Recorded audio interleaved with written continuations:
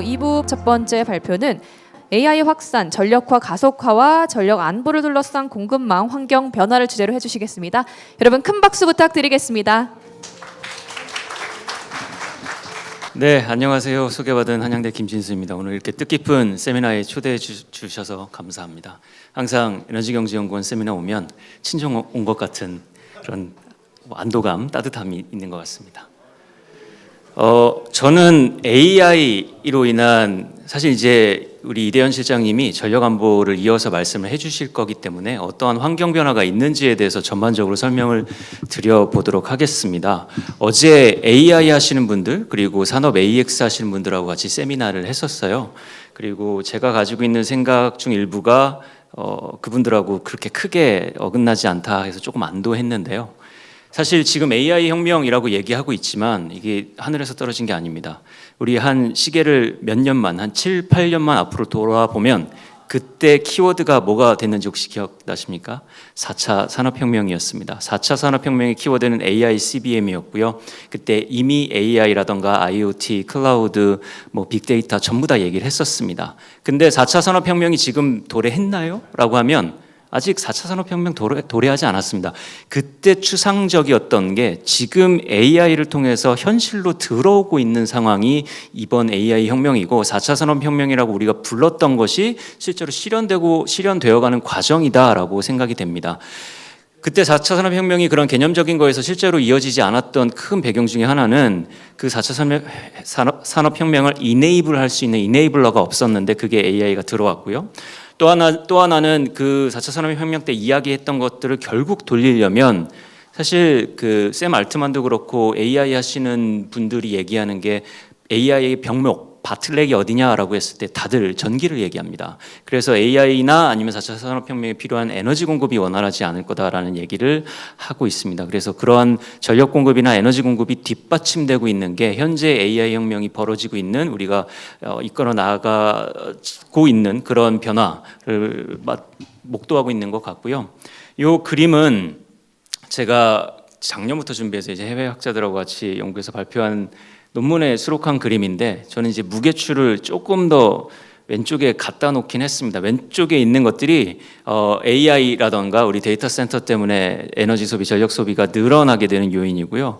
오른쪽에 있는 것들이 사실 AI는 에너지 소비를 줄입니다. 줄일 수 있는 여러 가지 수단들이 있습니다. 잘 아시다시피 예지보전이라고 하는 것도 있고요. 그리고 일단 최적화, 효율화이기 때문에 그걸 통해서 에너지 소비를 줄일 것이고 또 하나는 에너지 관리 자체, 우리가 효율 항상 얘기하는 수요 관리 효율에도 AI가 조금 더 효율성을 높일 수 있고요. 그리고 재생에너지의 운용과 관리 측면에서도 AI는 도움이 됩니다. 그래서 저는 단언컨대 장기적으로는 이런 AI로 인한 에너지 소비량, 전기 소비량이 줄어들 거라고 생각합니다. 문제는 단기적으로 우리가 이 시계를 2035년, 2030년으로 봤을 때는 이 시기 안에서는 전력 수요가 크게 늘어날 수밖에 없다는 거죠. 그걸 어떻게 대응할 것인가가 우리에게 주어진 과제이자 문제점이라고 할 수 있겠습니다. 그래서 AI 사실 제가 이 다음 슬라이드로 이제 12차 정기본 수요 아직 확정된 거 아닙니다. 안을 가지고 왔는데요. AI 하시는 분들 그리고 정부 부처에서도 이제 우리 오늘 기후부에서 오셨지만 과기정통부나 정부 부처도 이거 수요 너무 조금 잡은 거 아닌가요? 라고 말씀하시는 분들이 계시긴 합니다. 근데 AI로 인한 전력 수요 증가량은 아직은 저는 컨트로버셜, 그러니까 여러 가지 이 의견들이 충돌하고 있다. 근데 그래서 제가 이제 세계 전망 정도를 가지고 왔고 일부러 이제 BNF 전망을 가지고 왔습니다. 블룸버그 뉴 에너지 파이낸스는 그래도 재생에너지 측면에서 에너지 수요라든가 이런 걸 과도하게 잡지는 않으니까 그래서 이런 전망들을 가지고 왔는데 2035년 전망으로 한 1,300에서 1,600, 700 테라와트 아워 정도 늘어날 거다라고 예상하고 있어요. 엄청나게 많은 양은 사실 아닙니다. 아니고 우리나라가 1년에 한 550 테라와트 아워 정도 쓰고 있으니까요. 사실 한국에서 쓰는 전력량의 한 뭐 3배 정도 되는 수준이 35년까지 AI 발, DC 발로 늘어날 거다라고 예상하고 있습니다. 문제는 여기서 늘어나는 전력 소비량이 우리가 기존에 뭐 신흥국이라고 하거나 아니면 디벨로핑 컨트리라고 하는 그런 에너지 수요가 늘어나는 국가들에서 늘어나는 게 아니라 이미 어느 정도 에너지와 전력 수요가 세츄레이션 됐다고 얘기하는 어드밴스드 이코노미에서 이 전력 수요가 늘어난다는 게 과거의 에너지 소비량 변화 패턴하고 좀 다른 것이다라고 말씀드릴 수 있겠고요. 특히 DC 수요에서 AI가 차지하는 비중이 점점 늘어나게 될 거라는 건 분명한 것 같습니다. 아시다시피 인터넷 데이터 센터라고 하면 우리가 인터넷 환경에서 쓰고 있는 여러 가지 처리를 위한 데이터 센터가 있는 거고, 그거 말고 연산을 위한 AI DC가 있고, AI DC의 수요 패턴은 일반 IDC하고는 또 완전히 다릅니다. 그래서 제가 마지막에 또 보여드릴 텐데, 우리가 앞으로 전력 안보를 위해서 정말 고민해야 될 건 수요 패턴이 앞으로 어떻게 될 건지, 그거에 대응할 수 있는 시스템이 뭔지에 대해서 고민을 해야 될 것 같습니다. 마지막 슬라이드에서 관련해서 다시 한번 말씀을 드려보도록 하겠습니다. 그래서 한국 같은 경우는 저는 이제 이게 밑에 있는 게 다 한국 설명은 아니지만 워딩을 저렇게 잡아봤어요. AI 향 수요라는 게 오늘 얘기하는 수요가 있는 거고, 근데 우리가 필요한 거는 탄소 중립을 위한 전기화 수요도 있습니다. 이 두 개는 사실 경쟁 관계 당분간은 또일 것 같습니다. 분명히 AIDC를 늘리기 위해서, 이게 전 세계 모든 나라들의 공통 고민은 아닙니다. AI 강국을 하자고 하는 나라만 고민입니다. 이런 나라들 많지 않습니다. 다행히 한국이 그런 인프라도 가지고 있고 앞으로 AI도 늘릴 수 있다라고 우리가 도전하고 있으니까 한국에서 그러면 이런 DC발, AI발 수요를 늘리자고 얘기하고 있는 거고요. 이런 나라 미국, 중국, 그리고 유럽의 몇 나라밖에 없습니다. 그중에 이제 한국도 되는 거고. 근데 우리가 이렇게 늘려야 되는데 전기화라는 것도 해야 되거든요. 지금 우리가 최종 에너지 기준으로 에너지경제연구원에서 곧 통계를 또 업데이트해서 발표해 주시겠지만, 지금 공식 발표된 연간 통계 기준으로 최신 통계는 22% 정도 됩니다. 이 말은 앞으로 탄소 중립을 하기 위해서 전기화가 필수적인데, 그러면 앞으로 전기 소비량 자체는 굉장히 늘어날 수밖에 없다. 그러면 우리가 전기화를 위한 전기 수요, 그 기후부에서 여러 가지 정책 발표하시면서 앞으로 히트펌프 늘어나게 되면 그것에 대한 수요들과 함께 AI 향 수요가 함께 경쟁해야 되는 국면이라는 거죠. 그래서 굉장히 어떻게 보면 난제이자 우리가 해결해야 될 앞으로 고민거리라고 말씀드릴 수 있겠고요. IEA에서 일렉트릭시티 리포트를 매년 정기적으로 발표합니다. 이게 최근 발표된 2026년 보고서를 보시면 앞으로 이제 여기도 이제 그런 이야기들 해뒀어요. AI가 수요를 굉장히 늘 건데 그것보다 조금 더 메인 드라이버, 전력 수요를 늘릴 요인은 전기화다. 그리고 전기화에 대한 저런 것 때문에 총 에너지 수요보다 2.5배 빠르게 증가할 거다라고 전망을 한 바 있습니다. 그래서 이게 이제 굉장히 쟁점이죠. 그리고 아직 확정된 거 당연히 아니니까요. 앞으로 전기보험 발표가 되면 조금 더 확정된 모습을 보실 수 있을 것 같고, 다만 여기서 전력 수요가 추세 대비 40년, 추세 대비 26.5TWh 정도 늘어날 거고, 최대 전력은 4기가 정도 늘어날 거다. 이런 DC 수요에 의해서, 데이터 센터 수요에 의해서. 그래서 요거는 앞으로 조금 더 지켜보시면 좋을 것 같습니다. 실제로 여기서 뭐 DC 수요를 전체 우리 사업자들의 의향 대비 한 50% 반영 가지고 그게 적정한 거냐에 대한 여러 가지 논쟁들이 있지만 그건 조금 지켜봐야 될 것 같긴 합니다. 지금 한국에 DC 수요가 많긴 많은데요. 그걸 그럼 100% 사업자 의향을 다 반영해 줄 거냐? 그거는 당연히 적절하진 않습니다. 그럼 이제 어느 정도 반영이 적정할 거냐는 조금 연구의 영역이기도 하니까 연구진에게 맡겨두시면 좋을 것 같고요. 실제로 예를 들어 사업자 의향만 반영하자 그러면 우리나라 뭐 해상풍력도 그렇고 태양광도 그렇고 정부에서 발표한 목표치보다도 더 높게 공급 목표를 잡아야 되는데요. 그걸 다 반영할 수는 없는 것이니까 이건 조금 더 지켜봐 주시면 좋을 것 같고, 다만 이렇게 많이 늘어나지 않은 것처럼 보이지만 실제로 우리나라가 현재 550TWh 쓰고 있는 거에 비해서는 이게 추가되는 수요가 많기는 많다라고 생각하실 수 있습니다. 근데 단 한 가지, 전기화 수요를 우리가 얼마나 더 적극적으로 반영할까에 따라서 이 우리나라의 전체 전력 수요 전망은 조금 더 변경될 여지는 있다고 생각은 듭니다. 이러면서 전 이제 전반적인 현황 말씀드리려고 여러 가지 주제들을 가지고 왔어요. 이따가 전력 안보에 대한 여러 가지 정책적 함의는 이대현 실장님께서 발표해 주실 거라고 믿고요. 그리고 이게 이제 전통적인 안보 개념이었고요. 안보 개념도 여러 군데에서 정의하고 있는데, 일단 APEC이라는 기관에서는 4A라고 하는 굉장히 오래된 그리고 많이 인용되는 그 개념을 사용해서 이야기를 하고 있습니다. 여기서 뭐 가용성 이야기도 하고 있고 접근성이라던가 또는 affordability 지불 가능성이라고 하지만 가격이 우리가 수용 가능한가이고요. 여기 요 세 가지 전통적으로 얘기하는 거에 플러스 하나가 acceptability에서 환경 및 사회. 그래서 일부 기관에서는 저걸 이제 sustainability로 얘기를 하기도 합니다. 그런데 이러한 전통적인 에너지 안보는 현재 개념이 변화하고 있습니다. 제가 전력 안보에도 해당할 수 있는 에너지 안보 개념, 아까 4A는 화석연료 또는 전통적인 그 에너지원 기준의 안보 정의에 조금 더 적합한 개념들이라고 보실 수 있고요. 여기에 나오는 요 정의는 이것도 이제 어떤 학자들의 정의이긴 한데 그 첩하고 주엘이 발표한 논문 제목이 Beyond 4A예요. 그러니까 앞에서 말씀드린 이 4A 다음에 그 다음에 우리에게 필요한 에너지 안보 개념이 뭔가라는 것에 대해서 에너지 팔러시에 논문 낸 것들이고요. 여기서 보면 저 세 가지를 얘기하고 있는데 저는 저 정의가 앞으로 전력 안보에도 우리가 함께 적용해 볼 수 있는 개념이라고 생각해서 이렇게 정리를 해봤습니다. 그래서 주권, 경고성, 회복력이고 주권이라는 건 특히 외국 에너지 자원 인프라 통제 위험, 즉 이제는 우리가 에너지라고 했을 때 커머더티만 신경 쓰면 되지 않는 그 내용들을 뒤쪽에 쭉 보여드릴 텐데 그 개념이 이제 에너지 안보 개념에 들어와 있다라고 보실 수 있고 또 하나 중요한 건 에너지 위기는 막을 수 없다. 계속 발생할 거다. 그러면 그런 발생한 위기에서 우리가 얼마나 빨리 회복할 수 있느냐가 훨씬 더 앞으로는 중요해질 개념이다. 이걸 중점에 두고 대응해야 된다라고 말씀드릴 수 있겠습니다. 에너지 안보 환경 변화는 더 뭐 여러 가지 강조해서 설명 이미 많이 논의가 됐고 익숙해지셨던 것이라서 그냥 보여드리고 다만 한 가지 이제 중동 전쟁도 이미 우리가 익숙하게 알고 있는 개념인데 제가 투자 환경 악화라고 써놓은 것 중에 하나가 아까 김태환 박사님 발표하신 거에서 또 나왔었는데 공급이 왜 주냐? 공급이 왜 저렇게 줄까? 사실 이 투자 때문에 그렇습니다. 공급을 늘리려면 투자를 해야 됩니다. 에너지 인프라라는 건 공급 인프라, 뭐 생산 인프라라는 건 돈이 한두 푼 드는 게 아니기 때문에 자, 투자를 받으려면 사업하시는 분들은 다 아시겠지만 본인의 자본, 에쿼티를 100% 투자하는 사람 없습니다. 에쿼티를 보통 에너지 사업마다 다르지만 해상풍력 같은 경우에 우리가 15% 많이 잡아야 30% 얘기하거든요. 그러니까 나머지는 뎁으로, 그러니까 파이낸싱을 통해서 투자해야 됩니다. 근데 지금 화석연료 투자하겠다 그러면 파이낸싱 안 될 겁니다.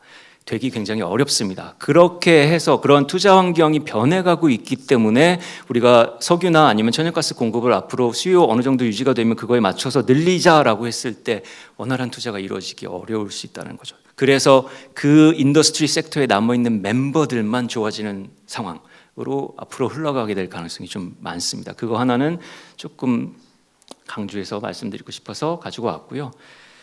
광물 얘기를 할 수밖에 없습니다. 지금 주요국, 특히 미국이 이따가 이제 미국과 중국의 비교를 잠깐 보여드릴 텐데 민주당 정부에서 공화당 정부로 넘어오면서 여러 가지 에너지 정책은 바꿨지만 바꾸지 않은 하나의 정책이 있다고 하면 핵심 광물에 대한 확보를 위한 정책입니다. 이거는 바꾸지 않았습니다. 이름은 바뀌었을지언정 핵심 광물을 어떻게 확보합시다라는 그 정책 방향은 바뀌지 않았고요. 그 이유는 여기서 보시는 것과 같이 이거는 유로피안 유니언에서 만든 건데 기본적으로 우리가 저 테크놀로지라고 부르는 것 그리고 그것과 연결된 섹터가 앞으로 에너지에서 가자고 하는 재생에너지, 이모빌리티 그리고 요새 이슈가 많이 되고 있는 저 방산 분야까지 여기에 핵심 광물이 굉장히 많이 필요한 데다가 사실 전체 금액으로 보면 크지 않아요. 문제는 저기에 들어가는 레어어스 엘리먼트 특히 요새는 중히토류가 문제인데 좀 무거운 히토류 중히토류에 대해서 금액은 크지 않고 전체 들어가는 이 질량 대비 그 투입 양은 많지 않지만 그게 공급이 중단이 되게 되면 전체 생산 프로세스가 멈추게 되는 그래서 안보 위험이 있는 그래서 에너지 전환이 돼도 이따 전력 안보 때도 충분히 얘기가 되겠지만 공급망은 여전히 우리가 중요합니다. 이 공급망을 어떻게 관리해야 되느냐를 굉장히 주의 깊게 살펴봐야 하고요.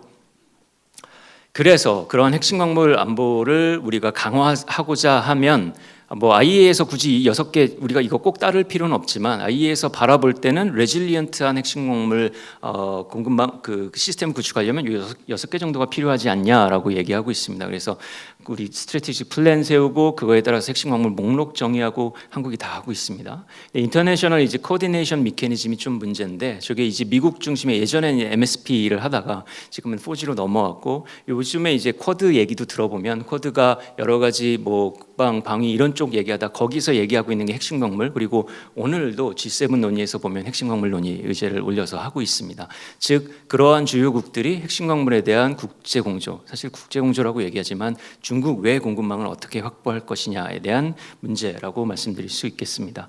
사실 퍼블릭 인베스트먼트가 중요한데 저 부분이 한국의 취약 부분 중에 하나입니다. 공공투자를 앞으로 우리가 어떻게 늘려가야 될 것인가 가 취약한 부분 중에 하나이고요. 이것 광물을 자꾸 얘기하는 건 아까 말씀드린 대로 청정에너지 공급망이 직접적으로 연결이 되기 때문에 그렇습니다. 그래서 우리가 전력 안보라는 걸 얘기할 때 여러 가지 정의를 할 수 있고 이건 이따 또 이대현 실장님 말씀해 주실 테니까 이게 IE에서 얘기하는 6가지 정의예요. 그래서 이것에 대해서 지금은 유연성이라던가 관선 저하 대응이라던가 사이버 보건력 특히 사이버 시큐리티가 굉장히 중요해지고 있고 공급망 안보가 다시 한번 강조드리지만 중요해지고 있다라고 말씀드릴 수 있습니다. 아까 제가 AIDC 말씀드렸잖아요. AIDC 같은 경우에 초 단위로 15메가 정도의 한 DC당 전력 부하 변동이 일어난다고 합니다. 이거는 가스터빈도 못 따라갑니다. 그래서 그 정도의 부하를 따라갈 수 있는 건 사실은 배터리밖에 없어요. 그러면 우리가 그 AIDC를 위해서 어떤 전력 시스템을 갖춰야 되는가에 대해서 정말 진지하게 한국에서도 고민을 할 필요가 있지 않을까. 그 정도의 전력 부하 변동은 우린 경험해 본 적 없습니다. 없기 때문에 그렇고요. 중국 미국 얘기를 해보고 싶습니다.